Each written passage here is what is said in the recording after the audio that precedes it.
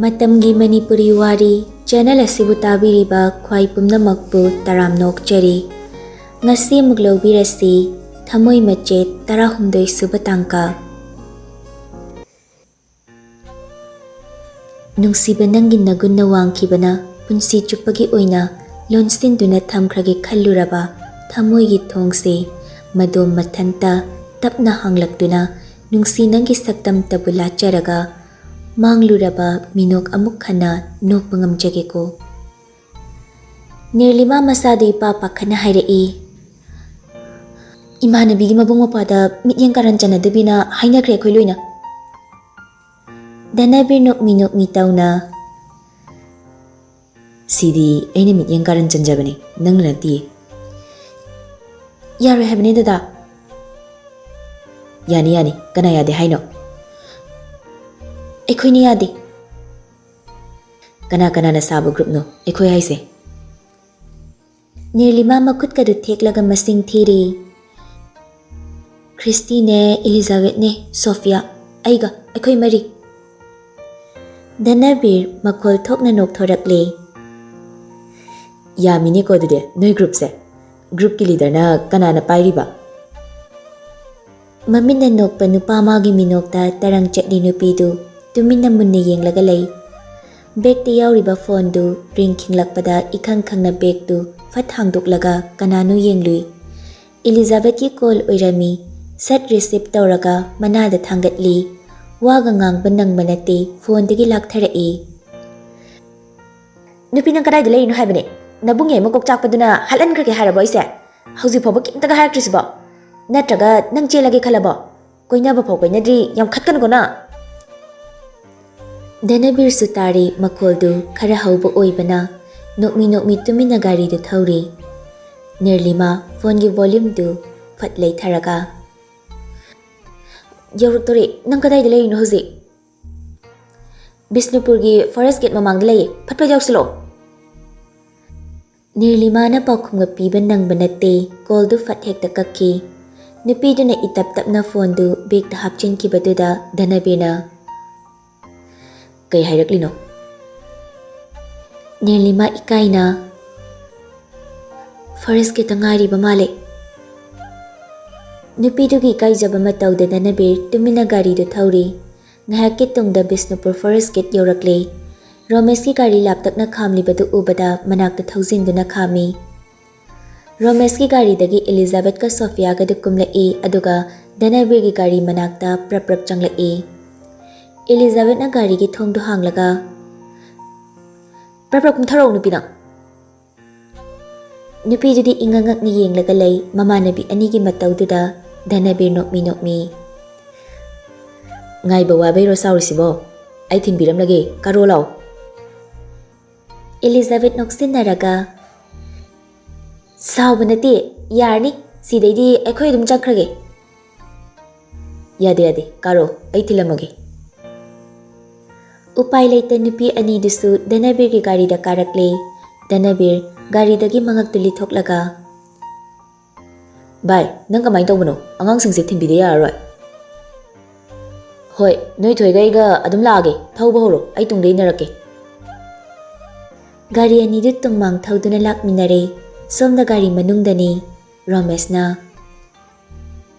Christy, kaino ba noi na tawrido? Aise inga hoi noi tawrise. Aikhoi dadana Nirlima do pami haidana damis na. Adugi animakse thamoi loi kairidana. Adugi thamoi kairibani se punsinlan je tawnida. Romesh mamit kadulau thoklaga. Koinarabo ni se. Christy Romesh da khubang na set tharaga. Koinadri he aikhoina plan sin bai wani sum. Romesh machinda murmum solaga. Mi plan sin bana yam hairiba. Aduga aina tawri ingitsina kemek uba nateba. Karino yarak tangang lido tadre ay. Kaino ay kay sahay ko tumin tong adum nanaga yam singlakano. Christy Machel do paisili. Nuksidi yam na. Nang na nuksidra so ay na nuksini walore tumin tong gari day kauk thazaram jani nang. Christy sauna Romesta yenglamlaga paithoktuna famlaga leikre. Nupadusu nokmi garidu thauri. Mana hainingba kharadi phongdokre khanna monda nungairi. Mamanabi anidudi magi thongalda thanamlabani aduga Nirlimasu moigi thongalda garidu khami. Danabe praprap kumthakraga garigi thongdu mana hangdokpi Nirlimasu tapna kumtharai. Tungda lakliba anidusu gari manungdagi tauridu uraduna Romesna Karino side film ni pura hero gi type tani na bungs na tawse. Romes garidu matayda thauzilaga khami Christina Mau kamai tawne ide yam chakchai haiba. Khatli garidagi praprap kumtharaklaga Nirlimagi manakta chensinki. Romes makokta hotlaga Karino sinamo onthokpani ide asibu karam kana gyan taraktoino. Romes ibonang si gyan tarak pangaibada hanuba soidrabni. Nirlimasu Christina chensilaklaga manakta lepsilakpada ikaigum kaigum tapna Christy ay lehorage nangsu phajana hallo. Christy nokmi yenglambadagi fat hanjilaktuna Nupi nang kapuira namai namise ipompomnise. Mabungda mamitu fat yenglaklaga kaino haigumna ingit tauri Dhanabirna Kai mit yengno duna. Christy Nirlimada onsilaga Dadana kai hairakino haiba nangna kapuise.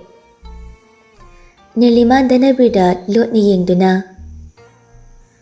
Kaisu haitiye dadana. Kokchaubi nang wathidu tawrno hanba thengini chanaba tawse. Garigi nakta fat changsinduna ngasai leiraga hapkiba chapotu lakthoklaga Nirlimada pi. Nirlima nokmi Thank you dada. Dhanabir nokfet tawsilamlaga Lehoro ekoi se chanaba tawrage. Christy su Nirlimada fat konsilaga masu garida karakle. Dhanabirna garidu start tawraga tapna thauba hobaga Christy garidagi mangaktu lithoklaga makut thangatuna Nupi bye bye. Somda Romes mathanta haizai. Ainadi ma tonglakanina harauna ngairi aduga irena mabunga tongkine. Hoidehe tongjasana hojikpudi hayengwai aigida dum tongdoi lerasibu. Asumna masu garidu mamai leiraga Nirlimada chatlage hairamduna garidu thauki. Somdana Dhanabirna garigi side class dagi uriba tumina lephauribi nupi mabu nokmi yengli. Nirlimasu yumlomda itap tapna changlakle. Mani yumda changlakpada kanasu leiba uramde. Tumina magi kada changlaga mafi marul hongdoklaga numidang wairamgi thabak loishinba hokre. Somdana Kwakaital traffic point da garidu khamlaga lei. Romes ni machegi manakta changani haiduna malumda lehorabani. Numidang wairamgi gari chinkhalakpa matangni. Right side ta leiriba garidudagi nupi amana nokpagi makhol tarai. Takraba khonjel amagumna tawbaduda Dhanabir yenglakpani. Mamittu sukchilaga yengduna leikre. Traffic na green signal pirakpana garidu thauduna chatkre. Christina Dada kanadana yenglido gari se thaukhiro haira. Dhanabir gyan khanglakla garidu thauba horakle. Wakalamada imang mangbadawna tawi masadu kanano khali mana gari manungda ukriba nupadu. Makoigi leirak machin haizin famdu yauraduna garidu thauzilai. Gate tu sulolami hon anirak khongbada khanglaktre machaldon silaga. Nungcthoi get sahango. Christy mabungi isuk sukpa matawduda tumina kumlaga gate to hangkre. Nahan kaigumna machul khumludre garida sumangda khamlamlaga Dhanabir imungda praprap changlaklami. Mamaga mapaga halaklamdri. Yumyai kaduda leplaga machalna changlakpa ngaiduna lei. Christy imungda praprap changlai mabungdu yumyai duda leplaga leirambadu ubada. Dada, guli. Kai dinisna, kanagi guli no? Gari manungna tarambane. Dhanabir guli du makuting thoraklaga lakshilaga. Thoi, ima su halaktre male. Nafi hongluraga thabak loisinabato. Christy mathakta kakriba mabungda yenglaga mathanta soli. Kaino ngasai khaidi nokmi torambani. Kari nungsina muk sukrisna. Khangzadeda ai. Jumdringna masu mathakta karakli aduga dress hongba loiraga makhada kumlaklaga imung mangol sumangwai sikpa hawi machinda isai sungangli. Inkhalakpagi chahi se pamui ko loi khidauba naha oibei matam masi chai ko loi khidau ngasigi chahi se asum punsi chupa lainana ba khallu pai yengu hidak thisi kanaroi. Asi hairaga khonjel du arai bitharaga lawi jagoi se sari bani samjit tumaga sumangduda danabir su machal gi mateng pangbi gi khanna thoglak pani machal na tawramli badu ubada wakhal da manglam badu loina mangkre nokmi tawrakle Kokchaw bi haido aduda ne aina. Lekai mangdi kaije imung da jango. Lai dukana batau ge haidi. Sumjit tumaga lai gane nang ubada ki dana chen ki tare. Christy khangprek he khangi mabungi khonjal tabada mutka loina pungchai ngahaktuda Kaino da khangine. danabir sumang da changna murum soli. Tawizing sakta siga. Makhul thokna muk hairei. Chaktoi thangat piramage sasal loisilaga kitchen da jango. Christy muttu aroi bini mana nungai rise wai tei badu loisilaga dukkatnaba mamana tauba daina mamagi room da changduna mamana lai khurambada setpa firol du sechin kre fanek tuma fidon chingkhatlaga figadu illaga dukkatlibani mamaga mapaga suhalaktuna gari du sumang da thaujilakle mama du gari dagi kumtharakpaga machanupina tawribadu ubada karino tawrise khana yenglaga lei dhanajitna Mama, kaidore da mung lepade. Ketukisu Karino na chanupina tawrisibo amte yenguni. Danajit su sumang da dukkatliba machada yenglakpani machana tawramlibadu ubada mamit langthoklaga lei Christy su lai khurumba loiraga haugalakpada mama mapada haifet ka yenglamlaga imungda prap changki anidu yengnaraga imungda changlakle Makhoi anina leirakpa pochaidu kitchen da thamba changlakpani machanupana chak thonglaga leirambaduda anidu karino khanna yengnai ngasi se danabirna Ima, chakte ina thonglabane. Insang di ima na thonglo. Ai wabna yadri sase. Ngakta putharuge. Danajit chatkriba machanupada yenglaga Mama, karino tawrisibo ngasisibo? Tanjaduda machanupidu kitchen da changlai laiduk tharubagi dress tuga mamana Icha Thoi, kaino tawridubo? Hoi ma laiduk tharuribane Hoine, adubudi khangini. Adu dress tu bahaiba. Christy mamana hanglibadu khumdabi mapadon silaga Babo, nachanupi se leisabi pharabani. Aduna yumgi mau oibada babung imagi mai choptanaba training tawribani. Mamana Kaya mathung chadriba ngangnu yung ko masibo. Mapasida asibo haiba ngamini machinse. Nang da halage dai. Christy du mamana soindana furaklani khangbana hotana hekta chenki chena sulaurammi Ima, phanek sek takibada aidi ijat dabi lawduini yung ko. Danajin makok tu pairaga dining chair du da famthaki Karino aigi chanupi sibo. Asuk mangau thiba sibo. magi nupidon silaga Mama, nachanupi se nangna matam charingaida khara takpi tambiyu ko. Natradi pharak yam tarakadauri. Asi hairaga famlambadu hogatlaga thoki ketuki mathanta nganghawi Machinse, masingangse ibu karamna ngangna doina tawrisibo. room manungdani danabir iruzaba loiraga happen dark blue gi ama setli aduga white machugi armrest ama litli aduga famungda lairiba phone du paikhatli mon mayada lairiba guli cover du ubada tap paikhalaga yengi aduga balcony da laklaga chair thari du da famlaga munna yengi Machinda tapna soli guli mamingdu Lopez MD2. Makuna pariba phone du Google da fat changlaga yengi. Mamit kupkani kaukre tuminna iriba mayektuda yenglaga laikre. Mana chingnarambadu chumlamblabada.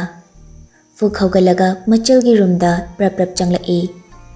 Thongdu khangang hanglakpada Christy di khangkhangna phone du set muthatlaga mabungdi yenglai. Danabi prap changlaklaga machalda munna yenglaga. Thoi, nang namanabi Nirlimado maga khangnaba nupado kay lamdayno.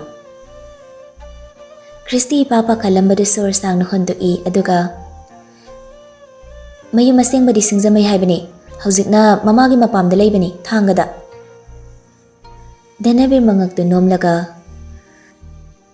Nupado kay tawge kayam kuina khangnaramba. Christy so sengbada dum amata chithadana haitharakle. Police oibani chahi ani muk oiramdoi male. Aikhoina 11 kaba horapada khangnabani. Sophia do moigi manigi macha oikigum tawbani. Adudada kaidorogeba. Danabir machalgi famungda famlaga sorama sangno handoi. Ngasi sunupado garden da thengni. Wari macam thongna si haidana wari ngak sanakibani. Angang do trauma ama leibadawna aina uba adugi hangbani da. Christy mamit kadu laughthoklaga Ha karam kanda. Romesh ka Thamoi Machet photo kapagi Mahadev leibadawna chatkiba tanjadani. Angang do khrasu kapkre. Yam fattabani madui nupado tanna hiba manbado mamaidudane nyetpa soiroina mai haktaki imanabiduna kaplise yamlabani nupisi yam koibani mahachandando Machal nupina saurinena mamit karai kai khuzillaga sorga phipi kamlaga mangondi yenglaga pau tamlibadu ubada nokningluri nokmi tawrai Christy de sauna kaino dada noklido imanabido pami hairaga kapta kaphalamaba dada nangsu aidi yengo hekta hat tawni ibungarasu Christy mabungi makhuridu fatching sindana metli Danabir khangprek khangba machalgi makhuttu fatkan thoklaga sono sidi kokchawbi nangna taropasi mane sifam nafamga amta khangloidrine Machalgi wahangi bom thadaraklani khangbada roomdudagi prap thoki Christy su sauna makhada kumnaklaga kitchen da changlakpani Mamana chak loiramle Thoi nang pabungga dada ka koro chak chana batarasi Christy kumlamdabi fatlei thoklaga chatkibatuda karino khanna yenglaga lewi mamasu Christy mabungi roomgi thongdu khitang hanglaga dada chak loi hore horen amuk sana romondrangdo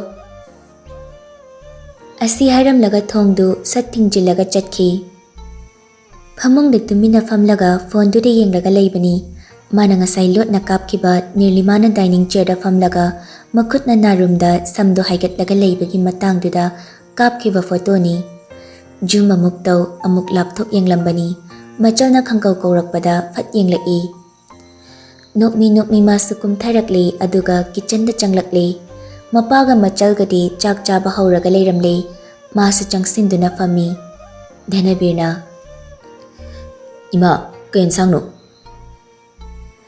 Mamadu chak pukhamdu machanupagi mangda thami Sauri tawre bungo kangkhaw amaga. Ima sa charse. Hoi nang pabungge wada pamti yenglamkige. Yare kaisu watre charo nangsu. Ketukisu machanupagi nakanda famtharaktuna chaktu chaba haure tumin chaktu chanari Christy chak chabadu fat leplaga khangai hairi Babo akhoi dada sinu pithi halase ahum dui khangkhangi pulap Christy de yenglai Icha Thoi nangbu karino chak chabasitadi gyan tana chasiba onthokna na tai chadeda Christy de sauna khangde de haisini dada nu pithi halase yadridine aida kanamta kaubirakanu Asi hairamlaga fuk hawgalaga besinda makhuttu hamlaga prap thoki Danabir ingak yenglaga lehawi machalgi matauda Onthokpani da koigi janapise karino ni masibo Somdana mapa mabung ani mamaga punna dining table duda famlaga chak chari mapana Achauba ꯂꯥꯛꯂꯤꯕ ꯅꯤꯡꯊꯧꯀꯥꯕ ꯅꯨꯃꯤꯠꯁꯤꯗ ꯑꯣꯏꯅ ꯂꯥꯛꯂꯒꯦ ꯍꯥꯏꯈ꯭ꯔꯣꯀꯣ ꯃꯥꯡꯒꯣꯜ ꯀꯥꯕꯗꯣ. ꯍꯣꯏ ꯕꯕꯥ. ꯅꯤꯔꯂꯤꯃꯥꯅ ꯑꯌꯥ, ꯇꯥꯃꯣꯆꯧ ꯂꯨꯍꯣꯡꯗꯧꯔꯕꯣ? ꯌꯥꯝ ꯍꯔꯥꯎꯋꯦ. ꯁꯅꯥꯊꯣꯏ ꯅꯣꯛꯃꯤ ꯃꯆꯜꯗ ꯌꯦꯡꯂꯒ ꯇꯥꯃꯣꯆꯥꯁꯨ ꯍꯣꯡꯂꯗꯧꯅꯤ ꯇꯥꯃꯣꯆꯧ ꯂꯣꯏꯕꯒ. ꯑꯁ, ꯌꯥꯝ ꯅꯨꯡꯉꯥꯏꯅꯤ ꯍꯥꯏꯕ ꯏꯅꯝꯃ ꯑꯅꯤꯒ. ꯑꯁꯦꯡꯕ ꯍꯣꯡꯉꯨꯀꯣ ꯇꯥꯃꯣꯆꯥ ꯅꯪꯁꯨ. ꯃꯄꯥꯗꯨ ꯅꯣꯛꯂꯒ ꯍꯣꯡꯂꯗꯣꯏꯅꯤ. ꯏꯆꯥ ꯇꯣꯝꯕꯤꯁꯨ ꯍꯣꯡꯕꯤꯔꯗꯧꯅꯤ. ꯃꯃꯥꯅ ꯑꯃꯨꯛ ꯇꯟꯖꯩꯗ ꯑꯉꯥꯡꯁꯤꯗ ꯁꯤꯕꯨ ꯋꯥꯅꯦꯅ ꯍꯥꯏꯔꯤꯁꯦ. ꯑꯩꯗꯤ ꯂꯨꯍꯣꯡꯉꯣꯏ, ꯅꯣꯏ ꯃꯌꯥꯝꯒ ꯑꯗꯨꯝ ꯂꯩꯗꯣꯏꯅꯤ. ꯃꯤꯒꯤ ꯃꯌꯨꯝꯗꯒ ꯆꯠꯄ ꯉꯝꯖꯔꯣꯏ ꯑꯩ, ꯅꯣꯏ ꯃꯌꯥꯝ ꯊꯥꯗꯣꯛꯂꯒ. ꯀꯩꯁꯨ ꯈꯟꯗ ꯍꯥꯏꯕ ꯑꯣꯏꯕꯅ ꯆꯥꯛꯇꯨ ꯆꯥꯔꯤ. ꯃꯔꯤꯗꯨꯗꯤ ꯃꯄꯤ ꯏꯔꯥ ꯆꯦꯜꯂꯒ ꯅꯤꯔꯂꯤꯃꯥꯗ ꯄꯨꯂꯞ ꯌꯦꯡꯂꯒ ꯂꯩ. ꯅꯤꯔꯂꯤꯃꯥ ꯃꯃꯥꯏꯗꯨ ꯍꯪꯒꯠꯅ ꯌꯦꯡꯂꯛꯄꯅꯤ. ꯃꯉꯣꯟꯗ ꯄꯨꯂꯞ ꯌꯦꯡꯂꯝꯕ ꯎꯕꯗ ꯀꯩꯗꯧꯔꯒꯦ? ꯆꯥꯛ ꯆꯥꯕ ꯇꯣꯛꯂꯒ ꯑꯩꯗ ꯄꯨꯂꯞ ꯌꯦꯡꯂꯤꯁꯦ? ꯂꯩꯁꯥꯕꯤ ꯑꯔꯤꯕꯤ ꯑꯣꯏꯔꯅꯤ ꯈꯟꯕꯩꯔꯣ ꯑꯩꯁꯦ? ꯁꯅꯥꯊꯣꯏ ꯃꯆꯜꯒꯤ ꯃꯀꯣꯛꯇ ꯇꯞꯅ ꯏꯜꯂꯒ ꯃꯁꯤꯗꯤꯕ ꯂꯩꯁꯥꯕꯤꯒ ꯐꯥꯕ ꯌꯥꯈꯤꯔꯣꯏꯀꯣ. ꯑꯁꯨꯝꯅ ꯍꯔꯥꯎ ꯆꯥꯛꯇꯨ ꯆꯥꯕ ꯂꯣꯏꯁꯤꯟꯈ꯭ꯔꯦ. ꯆꯥꯏꯔꯤꯕꯁꯤꯡꯗꯨ ꯅꯤꯔꯂꯤꯃꯥꯅ ꯂꯣꯏꯁꯤꯜꯂꯒ ꯀꯣꯟꯁꯤꯡꯗꯨ ꯃꯅꯤꯡꯗ ꯐꯦꯡꯕꯒꯤ ꯄꯨꯊꯣꯛꯈ꯭ꯔꯦ.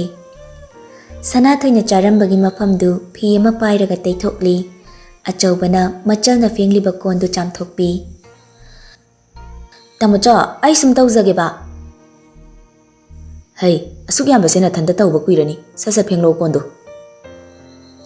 ꯁꯅꯥꯊꯣꯏꯁꯨ ꯃꯄꯥꯜꯗ ꯊꯣꯛꯂꯛꯂꯒ ꯃꯈꯨꯠꯇꯨ ꯍꯥꯝꯂꯒ ꯅꯣꯛꯃꯤ. ꯇ꯭ꯔꯦꯅꯤꯡ ꯇꯧꯍꯧꯔꯤꯅꯤ ꯆꯟ, ꯏꯇꯩꯃ ꯂꯥꯛꯂꯒ ꯇꯧꯕꯗꯤ ꯀꯥꯏꯗꯅꯕ. ꯑꯆꯧꯕꯁꯨ ꯑꯩꯕꯨꯗꯤ ꯅꯨꯡꯇꯤꯒꯤ ꯇꯧꯕꯅꯤꯅ ꯏꯀꯥꯏꯕꯤꯔꯣꯏꯅꯤ. ꯅꯪꯗꯤ ꯅꯣꯡ ꯐꯥꯗꯣꯛ ꯌꯨꯝꯗ ꯂꯥꯛꯄꯗ ꯇꯧꯕꯅꯤꯅ ꯏꯀꯥꯏꯗꯅꯕ꯭ꯔꯣ ꯍꯌꯦꯡ ꯏꯅꯥꯎꯅꯨꯄꯤ ꯂꯥꯛꯂꯒ. ꯍꯧꯖꯤꯛ ꯋꯥꯏ ꯇꯩꯕꯒꯤ ꯇ꯭ꯔꯦꯅꯤꯡ ꯇꯧꯔꯤꯁꯦ. ꯃꯕꯨꯡ ꯑꯅꯤꯒꯤ ꯃꯇꯧꯗ ꯊꯋꯥꯏ ꯇꯥꯅ ꯅꯣꯛꯆꯩ. ꯀꯣꯟ ꯑꯆꯥꯝꯕꯗꯨ ꯁꯅꯥꯊꯣꯏꯅ ꯊꯥꯡꯖꯤꯟꯈ꯭ꯔꯦ. ꯑꯆꯧꯕꯅ ꯏꯆꯟ, ꯃꯥꯏ ꯇꯥꯗꯣꯏ ꯑꯣꯏꯔꯗꯤ ꯇꯥꯔꯣ. ꯇꯥꯃꯣꯆꯧ ꯉꯥꯏꯕꯤꯒꯦ. ꯃꯅꯤꯡꯗ ꯅꯊꯟꯗ ꯂꯩꯕ ꯅꯨꯡꯉꯥꯏꯇꯦ. ꯅꯤꯔꯂꯤꯃꯥꯁꯨ ꯃꯃꯥꯏꯗꯨ ꯏꯁꯤꯡ ꯑꯆꯝꯕꯅ ꯐꯠ ꯇꯥꯊꯣꯛꯏ. ꯈꯣꯡꯁꯨ ꯆꯥꯝꯊꯣꯛꯏ ꯑꯗꯨꯒ ꯃꯈꯣꯡ ꯃꯈꯨꯠꯇꯨ ꯁꯦꯡꯅ ꯐꯗꯤꯅ ꯇꯩꯊꯣꯛꯂꯤ. ꯑꯆꯧꯕꯒꯤ ꯐꯣꯟꯗꯨ ꯔꯤꯡ ꯈꯤꯡꯂꯛꯏ. ꯄꯣꯀꯦꯠꯇꯒꯤ ꯄꯨꯊꯣꯛꯂꯒ ꯌꯦꯡꯏ ꯑꯗꯨꯒ ꯃꯆꯜꯗ ꯑꯣꯟꯁꯤꯜꯂꯒ ꯍꯥꯏꯔꯛꯏ. ꯆꯟ, ꯅꯪ ꯂꯣꯏꯔꯕ ꯅꯠꯇ꯭ꯔꯣ? ꯆꯪꯉꯣ. ꯃꯆꯜꯒꯤ ꯅꯥꯛꯇꯒꯤ ꯈꯔ ꯆꯠꯊꯣꯛꯈꯤ ꯑꯗꯨꯒ ꯐꯣꯟꯗꯨ ꯔꯤꯁꯤꯞ ꯇꯧꯔꯒ ꯅꯥꯀꯣꯡꯗ ꯊꯝꯃꯤ. ꯅꯤꯔꯂꯤꯃꯥ ꯃꯕꯨꯡꯗ ꯅꯣꯛꯃꯤ ꯌꯦꯡꯂꯝꯂꯒ ꯏꯃꯨꯡꯗ ꯆꯪꯂꯛꯂꯤ. ꯃꯥꯒꯤ ꯔꯨꯝ ꯌꯧꯕꯒ ꯃꯤꯡꯁꯦꯜ ꯃꯃꯥꯡꯗꯨꯗ ꯂꯦꯞꯂꯒ ꯃꯃꯥꯏꯗꯨ ꯀ꯭ꯔꯤꯝ ꯇꯩꯁꯤꯜꯂꯤ. ꯀ꯭ꯔꯤꯝ ꯇꯩꯕ ꯂꯣꯏꯔꯒ ꯃꯣꯟꯗꯨ ꯇꯞꯅ ꯍꯥꯏꯒꯠꯂꯒ ꯃꯥꯒꯤ ꯃꯣꯕꯥꯏꯜꯗꯨ ꯌꯦꯡꯏ. ꯂꯩꯕ ꯎꯗꯕꯗꯨꯗ ꯑꯩꯕꯨ ꯀꯥꯏꯗ ꯊꯝꯈ꯭ꯔꯒꯦ? ꯑꯣ, ꯕꯦꯛꯇ ꯌꯥꯎꯈꯤꯕꯗꯣ ꯀꯥꯎꯏꯅꯦ. ꯐꯤꯌꯥꯟꯗ ꯌꯥꯜꯂꯤꯕ ꯕꯦꯛꯇꯒꯤ ꯃꯣꯕꯥꯏꯜꯗꯨ ꯂꯧꯊꯣꯛꯄꯒ ꯇꯟꯖꯥ ꯆꯥꯅ ꯔꯤꯡ ꯈꯤꯡꯂꯛꯏ. ꯌꯦꯡꯂꯨꯕꯗ ꯁꯥꯊꯤꯕ ꯍꯥꯏꯅ ꯁꯦꯞ ꯇꯧꯔꯤꯕꯗꯨ ꯎꯔꯛꯄꯗ ꯅꯣꯛꯃꯤꯅ ꯌꯦꯡꯂꯤꯉꯩ ꯀꯣꯜꯗꯨ ꯇꯠꯈ꯭ꯔꯦ. ꯀꯔꯤꯒꯨꯝꯕ ꯑꯃ ꯅꯤꯡꯁꯤꯡꯂꯛꯇꯨꯅ ꯃꯁꯥꯗꯨ ꯏꯄꯥ ꯄꯥꯈꯠꯅ ꯕꯦꯛꯇꯨ ꯑꯃꯨꯛ ꯍꯥꯡꯂꯒ ꯌꯦꯡꯏ. ꯌꯥꯎꯔꯝꯗ꯭ꯔꯦ. ꯃꯁꯥꯗꯨ ꯂꯩꯇꯥꯗ꯭ꯔꯦ. ꯕꯦꯛ ꯃꯆꯥꯗꯨ ꯃꯊꯛ ꯃꯈꯥ ꯍꯦꯛ ꯑꯣꯜꯂꯤ ꯃꯥꯅ ꯊꯤꯕꯗ, ꯑꯗꯨꯕꯨ ꯐꯪꯕ ꯀꯧꯕ ꯂꯩꯇ꯭ꯔꯦ. ꯃꯁꯥꯗꯨ ꯐꯪ ꯁꯥꯒꯠꯂꯛꯄꯒꯨꯝꯅ ꯇꯧꯔꯛꯂꯤ. ꯃꯈꯨꯠꯇ ꯄꯥꯏꯔꯤꯕ ꯃꯣꯕꯥꯏꯜꯗꯨ ꯔꯤꯡ ꯑꯃꯨꯛꯁꯨ ꯈꯤꯡꯂꯛꯏ. ꯅꯤꯔꯂꯤꯃꯥ ꯃꯁꯥꯗꯨ ꯏꯄꯥ ꯄꯥꯈꯠꯅ ꯐꯣꯟꯗꯨ ꯐꯃꯨꯡꯗ ꯐꯠ ꯂꯪꯁꯤꯜꯂꯒ ꯇꯨꯃꯤꯟꯅ ꯌꯦꯡꯗꯨꯅ ꯂꯩꯈ꯭ꯔꯦ꯫